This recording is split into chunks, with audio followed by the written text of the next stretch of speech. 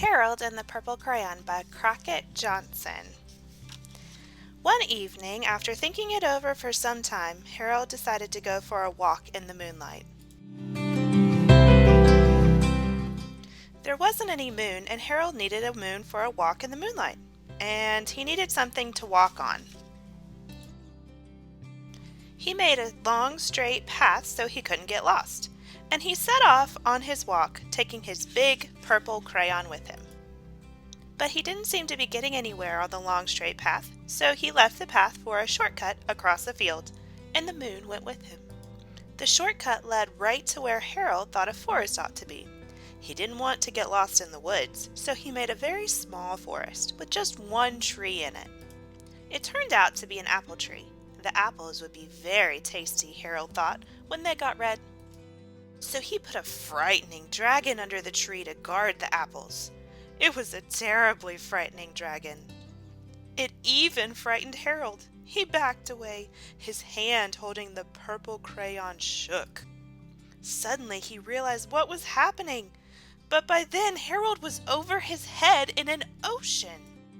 He came up thinking fast, and in no time he was climbing aboard a trim little boat.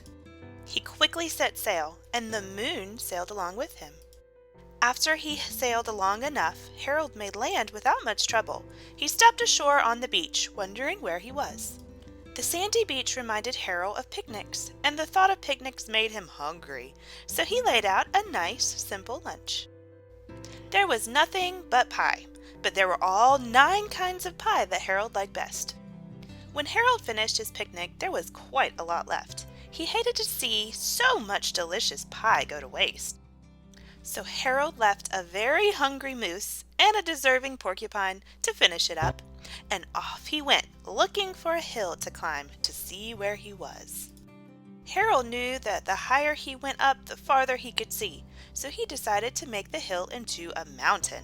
If he went high enough, he thought he could see the window of his bedroom. He was tired, and he felt he ought to be getting to bed. He hoped he could see his bedroom window from the top of the mountain.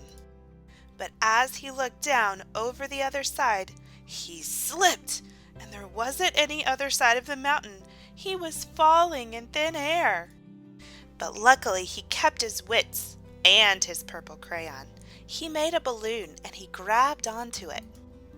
And he made a basket under the balloon, big enough to stand in.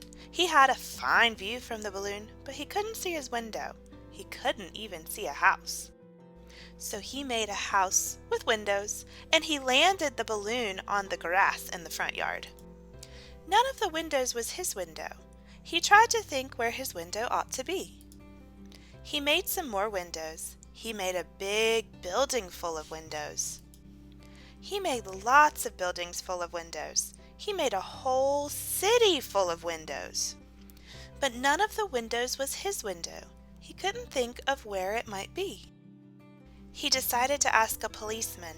The policeman pointed the way Harold was going anyway, but Harold thanked him. And he walked along with the moon, wishing he was in his room and his bed. Then suddenly Harold remembered. He remembered where his bedroom window was when there was a moon.